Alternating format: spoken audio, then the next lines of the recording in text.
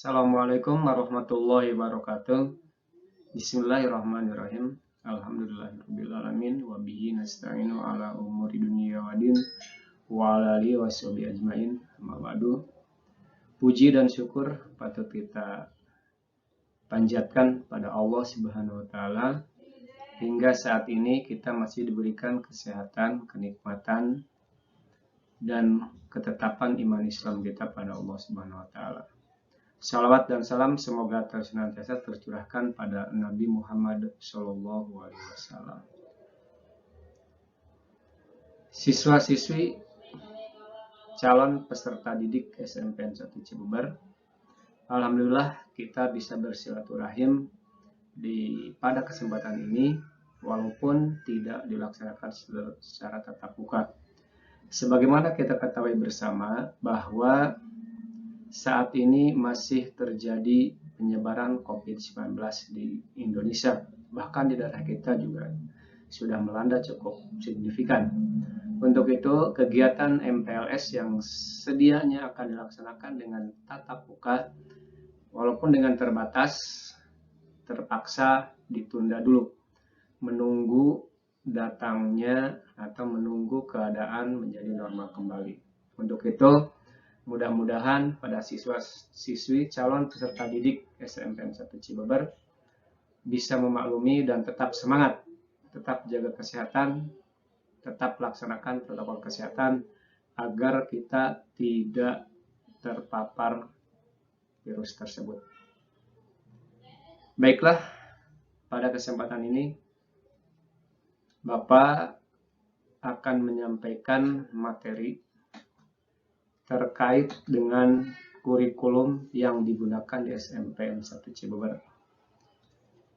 Tentunya pada tahun ajaran 2001-2022 yang akan kita laksanakan pada 1 tahun ke depan.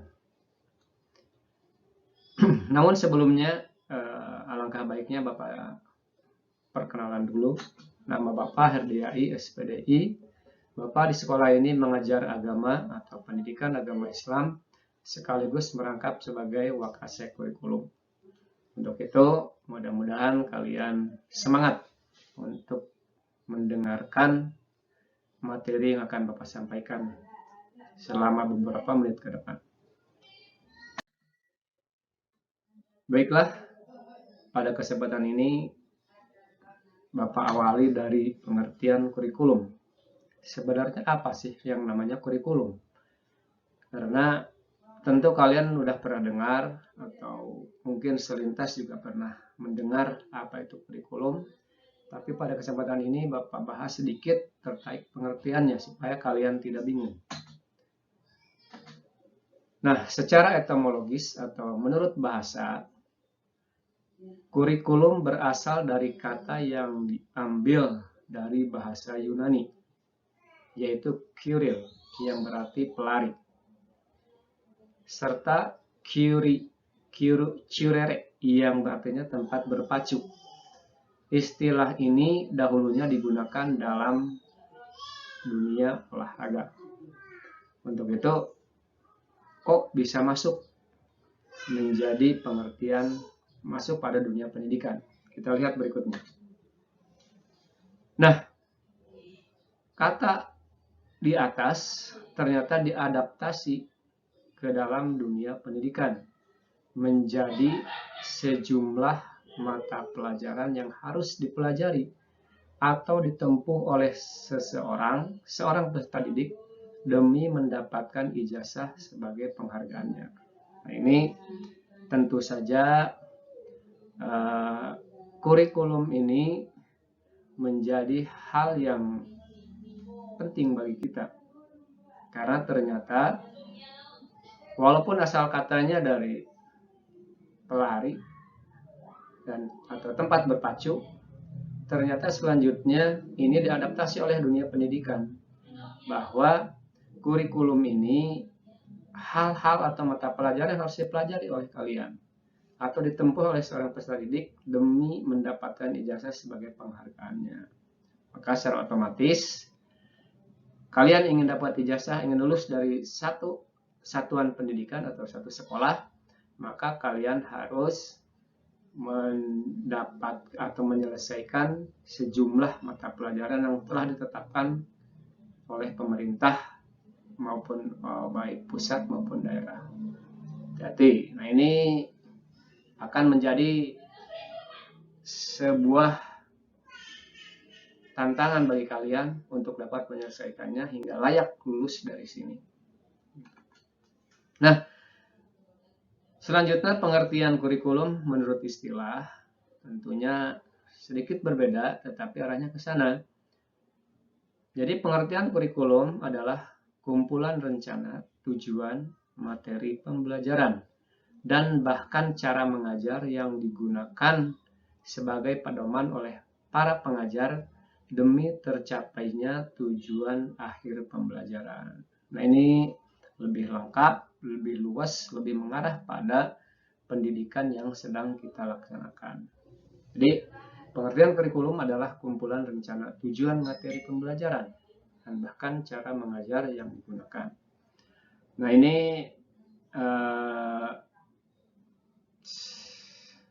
bisa disebut kurikulum adalah ruhnya dunia pendidikan. Bohong kalau suatu sekolah yang ada yang hadir, yang berdiri tanpa adanya kurikulum. Kurikulum tidak ada, maka tidak ada pembelajaran. Baiklah, selanjutnya mari kita lihat kurikulum yang digunakan di SMPN 1 Ciuber. Itu kurikulum apa? Nah, ini kita lihat. Nah, kurikulum 2013. Dan ini sudah sesuai amanat dari undang-undang bahwa sampai saat ini kurikulum yang digunakan di dunia pendidikan kita adalah kurikulum 2013. Maka SMPN 1 Cibeber juga menggunakan kurikulum ini. Yang tentunya kalian juga selama di SD pasti sudah mengetahui kurikulum yang digunakan adalah kurikulum 2013. Mari kita lihat struktur kurikulum seperti apa. Nah, struktur kurikulum ini artinya mata pelajaran dan jumlah alokasi waktu per minggu yang akan kalian pelajari selama di SMPN 1 Cibeber. Ya. Jika selama SD kalian sebagian sudah dipelajari, sebagian sudah ada, namun ada beberapa mata pelajaran yang baru muncul di SMP, walaupun cuma sedikit. Kita lihat ada kelompok A umum, itu pendidikan agama dan budi pekerti. Nah, 3 tingkat kalian nanti 3 jam selama 1 minggu. Per minggunya 3 jam. PKN 3 tingkat 3 jam 3 jam. Bahasa Indonesia, nah ini cukup banyak, 6 jam dalam seminggu akan dipelajari selama 3 tingkat. Matematika 5 jam dalam 1 minggu. IPA 5 jam dalam 1 minggu. IPS 4 jam dalam 1 minggu. Kemudian bahasa Inggris 4 jam dalam 1 minggu. Selanjutnya ada kelompok mata pelajaran B. Kelompok B atau umum. Ini ada seni budaya. Seni budaya 3 jam dalam 1 minggu. PJOK 3 jam dalam 1 minggu. Prakarya atau informatika 2 jam. Dan ada tambahan ini kelompok C muatan lokal yang dilaksanakan atau disediakan bukan oleh pusat tetapi oleh daerah. Di mana di Kabupaten Lebak, Provinsi Banten ini ditetapkan sesuai dengan keputusan Bupati bahwa muatan lokal yang digunakan adalah bahasa Sunda. Nah ini mudah-mudahan kalian sudah siap untuk belajar sesuai dengan struktur kurikulum yang akan kita hadapi, akan kalian hadapi selama 3 tahun di sini. Nah, lalu kegiatan belajar mengajar selama masa pandemi COVID-19 ini di SMP 1 Cibeber seperti apa? Ya. Karena sudah sangat jelas di awal semester kemarin sebenarnya kita akan ada PTM terbatas atau pembelajaran tatap muka terbatas. Artinya akan dilaksanakan pembelajaran di kelas walaupun belum sepenuhnya menggunakan atau belum secara normal. Misalnya satu kelas ada 34 siswa atau 30. Satu kelas Mas. Di pembelajaran tatap muka kita hanya diperbolehkan maksimal 18 siswa di kelas dengan jarak antar siswa 1,5 meter tiap mejanya. Ditambah tidak ada istirahat, belajar di kelas tanpa bisa jajan dulu keluar untuk siswa. Selain itu, protokol kesehatan diterapkan dengan ketat dan hanya pakai masker, rajin mencuci tangan dan menjaga jarak. Nah, oleh karena penyebaran COVID-19 terutama daerah kita termasuk zona merah, maka kita tidak bisa melaksanakan secara tatap muka. Akhirnya diambil lagi kebijakan dilaksanakan secara jarak jauh atau disebut dengan PJJ, pembelajaran jarak jauh, di mana pola yang akan kita gunakan nanti, mohon kalian perhatikan. Yang pertama dalam jaringan atau daring, menggunakan internet dan aplikasi yang mendukung kegiatan belajar mengajar. Seperti nanti kita pasti menggunakan WhatsApp atau bisa juga menggunakan Google Classroom. Nah, Bapak harap kalian sudah mengenal yang namanya akun Belajar ID yang sudah dikeluarkan oleh Menteri Pendidikan dan Kebudayaan. Kalau kalian sudah punya akun tersebut, nanti bisa digunakan untuk kegiatan belajar mengajar pembelajaran jarak jauh. Ingat, pembelajaran jarak jauh ini selain daring ada juga luring atau di luar jaringan. Artinya tidak menggunakan internet. Nah, bagaimana caranya? Ini pembelajaran menggunakan modul, buku pegangan siswa, LKS, dan lain-lain. Oleh karena tidak mungkin guru hadir di setiap rumah siswa atau peserta didik, maka kerjasama dengan orang tua untuk membimbing kalian selama belajar di rumah tentunya sangat dibutuhkan. Untuk itu, Bapak berpesan, jadikanlah orang tua yang ada di rumah itu adalah selain orang tua dijadikan juga guru dalam rangka pembelajaran selama masa pandemi COVID-19 ini. Ada juga PJJ ini yang disebut dengan blended atau campuran. Jadi daring dan luring. Misalnya kita sudah belajar di WA, kemudian dijelaskan materinya di WA. Nah, ketika pengumpulan tugas dan pengerjaan tugas kita gunakan secara luring di luar jaringan. Nah, itu campuran PJJ daring dan luring. Kemudian Bapak berpesan, ini yang keempat sangat penting. Ingat, jumlah kehadiran siswa dalam PJJ minimal 80% dari jumlah pertemuan tiap mata pelajaran. Ya. Ingat, 80% ini sangat diharapkan kalian bisa hadir. Misalnya begini, kalau Bapak ngajar pendidikan agama Islam, dalam satu semester ini misalnya 18 pertemuan, maka kalian diperbolehkan 2 pertemuan tidak masuk. Nah, berarti 16 pertemuan, baik itu secara luring maupun daring, kalian harus bisa mengikuti pembelajaran.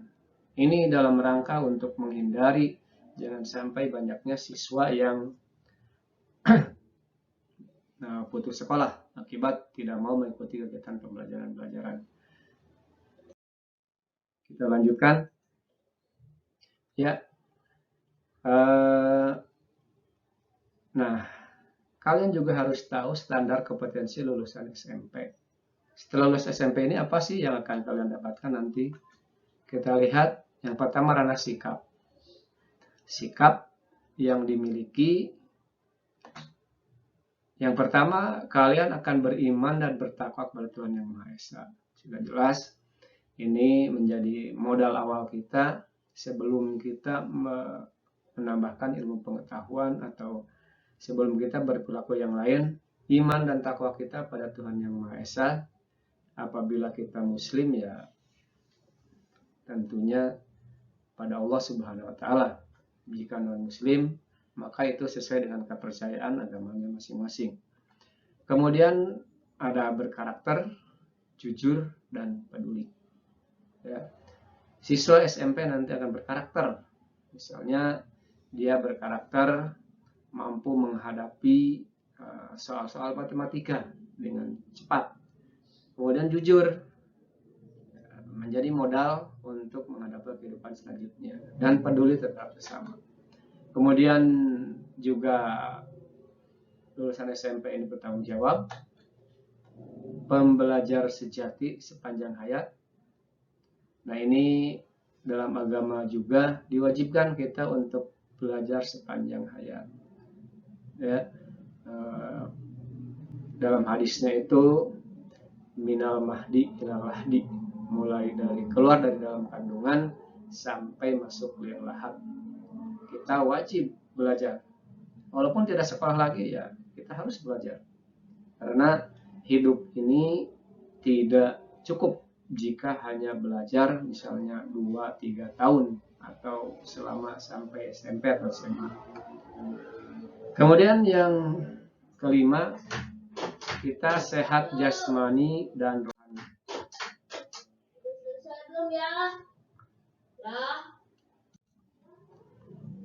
Baik, kita lanjutkan untuk selanjutnya. Nah, di ranah pengetahuan, lulusan SMP ini faktual, artinya memiliki pengetahuan teknis dan spesifik atau khusus tingkat sederhana berkenaan dengan ilmu pengetahuan, teknologi, seni, dan budaya. Jadi punya pengetahuan yang pada tahap tingkat sederhana tentang ilmu pengetahuan. Yang kedua, konseptual. Nah, lulusan SMP memiliki pengetahuan istilah pada tingkat sederhana. Ya, jadi kalian akan punya konsep tersendiri, bisa membentuk pengertian pada salah satu ilmu pengetahuan. Kemudian prosedural. Prosedural ini artinya bisa melakukan sesuatu sesuai dengan cara-cara sesuai dengan ilmu pengetahuan sederhana. Bisa diterapkan dalam kehidupan sehari-hari. Kalian belum serumit yang nanti tingkat SLT atau SMA. Kemudian metakognitif. Nah, metakognitif ini lulusan SMP ini memiliki pengetahuan tentang kekuatan dan kelemahan diri sendiri, sehingga dia bisa menggunakannya dalam mempelajari pengetahuan teknis spesifik tingkat sederhana. Jadi metakognitif ini kalian bisa menyadari apa sih kekurangan kita, apa sih kelebihan kita, sehingga bisa digunakan untuk mencapai kesuksesan sesuai dengan cita-cita yang kita harapkan. Ya, kita sadari, jangan sampai kita menyadari bahwa padahal kita lemah di bidang tertentu, kita paksakan. Padahal kita bagus di bidang tertentu, kita tidak coba gali. Nah, ini dengan metakognitif atau mengetahui kekuatan dan kelemahan itu sendiri, maka kita akan siap menghadapi tantangan dari cita-cita yang ingin kita raih. Kita lanjutkan. Ranah keterampilan ini akan mendidik kalian di SMP ini menjadi siswa yang kreatif, produktif. Kreatif itu apa-apa yang benda di sekitarnya menjadi manfaat, itu kreatif. Kemudian ketika tidak ada rotan, akar pun jadi. Itu kreatif. Kemudian produktif artinya tidak menjadi hanya pemakai, tetapi pembuat.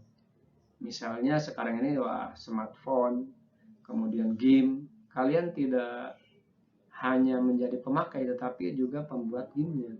Nah, ini yang disebut dengan produktif. Nah, kritis ini berpikir cerdas.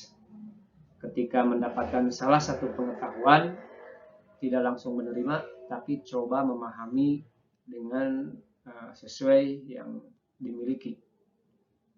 Artinya bertanya dulu, tidak asal main makan saja. Nah, itu kritis. Kemudian mandiri, kolaboratif.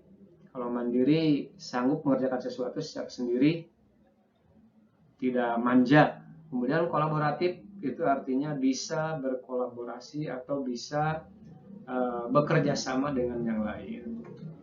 Kemudian komunikatif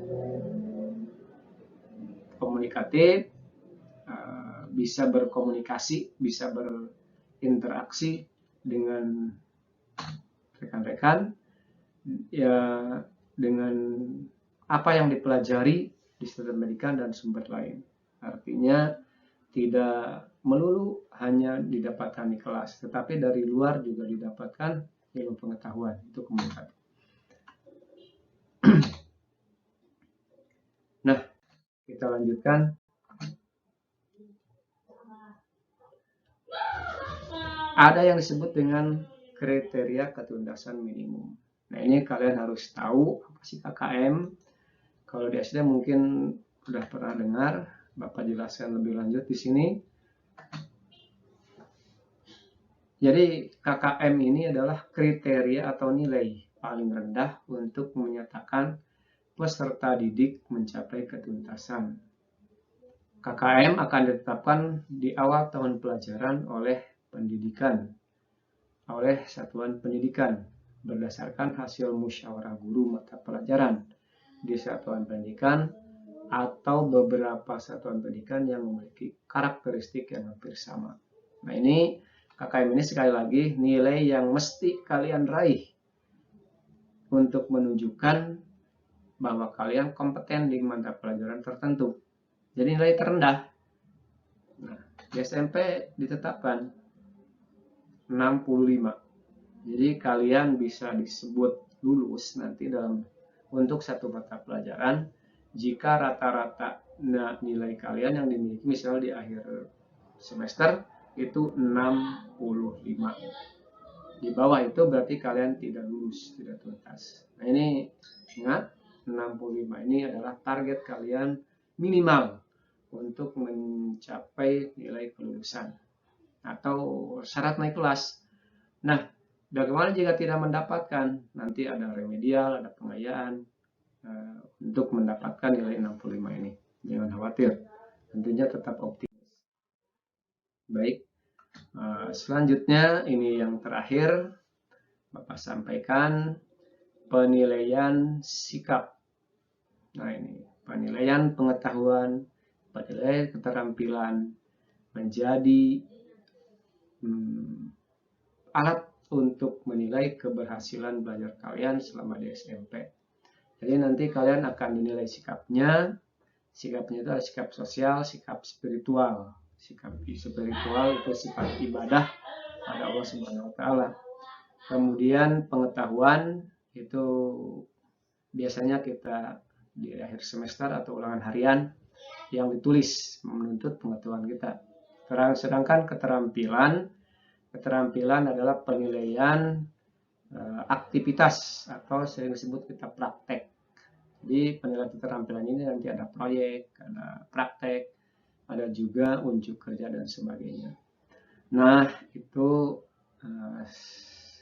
beberapa hal singkat terkait dengan kurikulum yang insya Allah akan kita laksanakan selama setahun ke depan di SMPN 1 Cileber. Mudah-mudahan kalian memahami dan siap untuk belajar di SMPN 1 Cileber. Yang terakhir, Bapak minta ini tugas tidak Bapak ketikan, tapi mohon dengarkan. Tugasnya nanti di grup WA MPLS kalian jelaskan bagaimana perasaan kalian setelah 1 tahun melaksanakan pembelajaran jarak jauh, tidak melakukan tatap muka.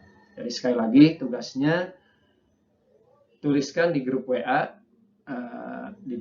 MPLS bagaimana perasaan kalian selama 1 tahun melaksanakan PJJ atau pembelajaran jarak jauh di rumah.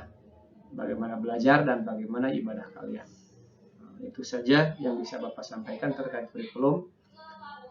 Mohon maaf bila ada hal yang kurang pas. Kita akan belajar setelah 1 tahun ke depan, dan insya Allah 3 tahun ke depan kalian lulus dari sini dengan mendapatkan nilai terbaik dinyatakan dalam ijazah. Bapak akhiri, Assalamualaikum warahmatullahi wabarakatuh.